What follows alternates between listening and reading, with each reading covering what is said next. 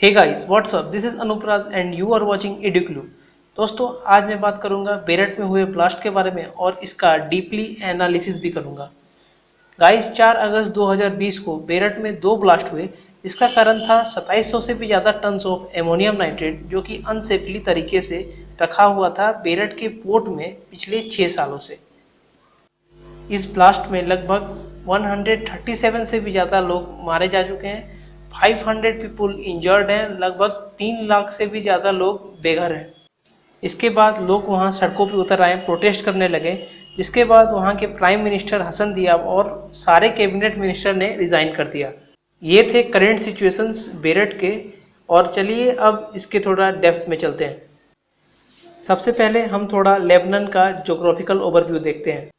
Guys, Lebanon एक western Asian country है जो कि सीरिया, इजराइल और मेडिटेरेनियन सी से घिरा हुआ है। बेरठ इसकी कैपिटल है और ब्लास्ट बेरठ के पोर्ट पे हुआ है। लगभग 6.8 मिलियन पॉपुलेशन है इस कंट्री की।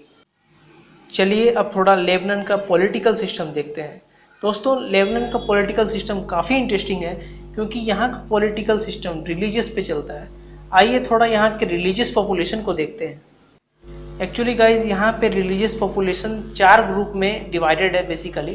27% जिसमें सुन्नीज जो कि इस्लामिक से बिलोंग करते हैं, 27% सिया जो कि अगेन इस्लामिक से बिलोंग करते हैं, 21% मैरोनाइट क्रिश्चियंस हैं और रेस्ट ऑफ द 25% में Greek, Orthodox, Catholic Christians and others आते हैं। लेबनान एक पार्लियामेंट्री डेमोक्रेटिक रिपब्लिक कंट्री है।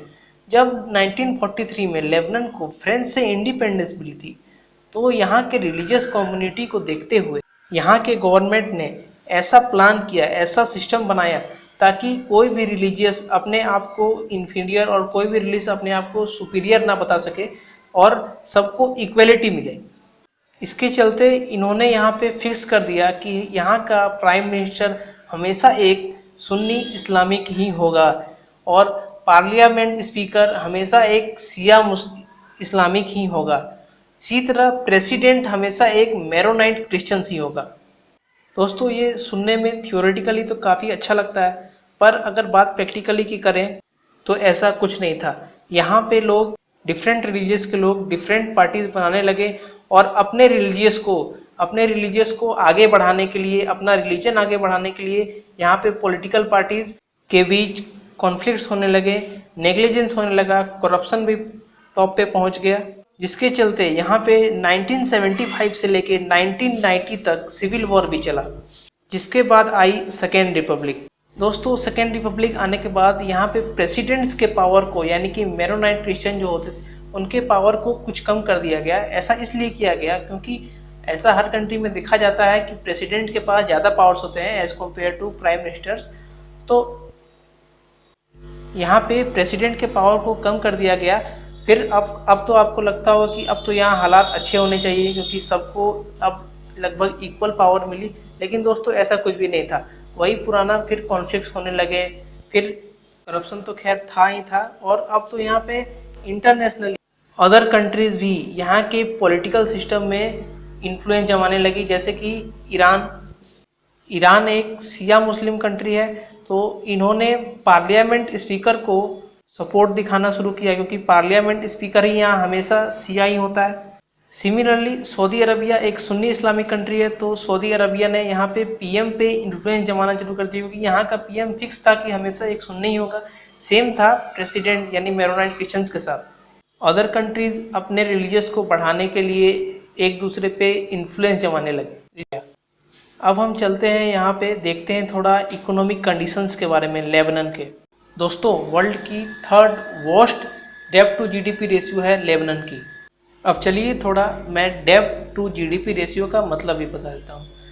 दोस्तों, डेब्ट टू जीडीपी रेशियो इसके नाम से ही क्लियर है कि डेब्ट और जीडीपी का रेशियो। इसको थोड़ा और सिंपल लैंग्वेज में समझते हैं। सपोज एक कंट्री ने 1000 रुपये का लोन लिया, उधार लिया, और अपने प्रोडक्शन, अगर कंट्री प्रोडक्ट कुछ भी बनाती है, गुड्स मैन्युफैक्चर करती है और वो सेल की, तो उसे सिर्फ 800 रुपीज़ का प्रॉफिट हुआ। तो आप समझ सकते हैं जो 1000 रुपया लिया उसमें उसको सिर्फ 800 रुपीज़ ही मिले, तो यहाँ पे तो कंट्री को नुकसान ही है। लेकिन अगर हम डेब्ट टू जीडीपी रेशियो को कंपेयर देखें तो यहाँ डेब्ट 1000 होता है, जीडीपी होता है 800, मतलब 1000/800 इज इक्वल टू 5:4।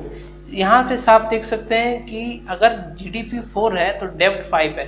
इसका मतलब कि कंट्री पे कर्ज ज्यादा है उसके जीडीपी से रेशियो से कंपेयर करें तो। और इसमें थर्ड वर्स्ट कंट्री है लेबनान। पीपल फ्रस्ट्रेट हो गए जब यहाँ के गवर्नमेंट ने बेसिक नीड्स भी, वहाँ के बेसिक सर्विसेज भी प्रोवाइडेड कराना बंद कर दिए, जैसे कि डेली पावर कट ऑफ होने लगे, lack of safe drinking water, पीने का साफ पानी अवेलेबल नहीं था, lack of limited health resources और इंटरनेट कनेक्टिविटी में भी काफ़ी इश्यूज होने लगे। और दोस्तों लेबनान में सिर्फ बड़े बड़े पॉलिटिशियंस का जेब भरता गया और गवर्नमेंट पूरी खोखली हो गई, गवर्नमेंट का जेब पूरा खाली हो गया, जो जिसका रिजल्ट हुआ, जब सिंपल बात है, जब अगर कंट्री में पैसा नहीं हो, कंट्री के पास पैसा नहीं होगा तो वो सिर्फ और सिर्फ जनता से लेगी। और रिजल्ट ये हुआ कि वहाँ के गवर्नमेंट ने टैक्सेस बढ़ाना शुरू कर दिए। सितंबर-अक्टूबर 2019 में एटीएम से पैसे निकल नहीं पा रहे थे, इतनी हालत खराब हो गई थी वहाँ की। 2019 अक्टूबर में तो गवर्नमेंट ने ऐलान किया कि अब वहाँ पे व्हाट्सएप पे भी कॉल करने के लिए टैक्स लगा। आप जरा सोच के देखिए, जहाँ पे व्हाट्सएप के कॉल पे भी टैक्स लगाना पड़े, उनकी कंडीशन कितनी खराब होगी। खैर ये तो बात है, लेकिन यहाँ इसके बाद यहाँ पे प्रोटेस्ट काफ़ी हुए, जिसको हम अक्टूबर रेवोल्यूशन बोलते हैं, जो कि 2019 में हुआ था। इसके बाद हालांकि ये डिसीजन गवर्नमेंट ने वापस ले लिया और इसी के बाद वहाँ के पीएम ने रिज़ाइन किया, जिसके बाद ये पीएम हसन दियाब बने थे। अभी तो इन्होंने भी रिज़ाइन कर दिया है। यहाँ पे 33% अनएम्प्लॉयमेंट है और 45% से ज़्यादा लोग बिलो पॉवर्टी लाइन पे आते हैं। और एक्सपेक्टेशंस है कि 2020 के लास्ट तक यहाँ पे 60% पॉपुलेशन बिलो पॉवर्टी लाइन में आ जाएगी। यहाँ पे पीएम हसन दियाब जब प्राइम मिनिस्टर बने तो लोगों को थोड़ी आशा मिली थी कि शायद अब कुछ इकोनॉमिक कंडीशन ठीक होगा, लेकिन इसके बाद जब कोविड-19 की क्राइसिस आई, लॉकडाउन हुआ, तो इकोनॉमिक कंडीशन और भी बदतर होती गई। और अब जो ये बेरट का ब्लास्ट हुआ, यहाँ पे $15 बिलियन का कंट्री को नुकसान हुआ है। और बेरट ब्लास्ट के बाद यहाँ के पीएम ने रिजाइन करते हुए पहले अपने स्पीच में बोला कि अब सिर्फ भगवान ही बचा सकते हैं इस देश को।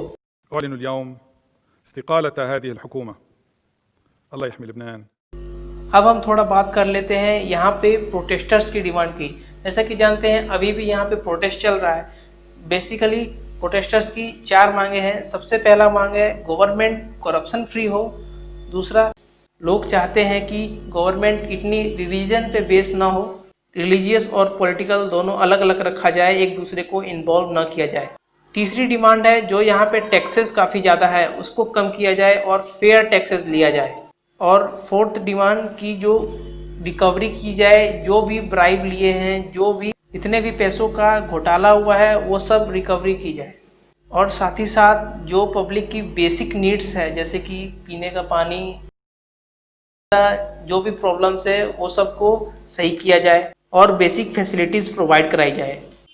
इन सब को देखते हुए अगर हम बात करें आने वाले सिचुएशंस, अपकमिंग सिचुएशंस के बारे में लेबनान के लिए, तो वेल आने वाले सिचुएशन टाइम काफ़ी टफ होने वाला है लेबनान पूरी कंट्री के लिए। वहाँ के पीपल को काफ़ी ज़्यादा परेशानियों का सामना करना पड़ सकता है।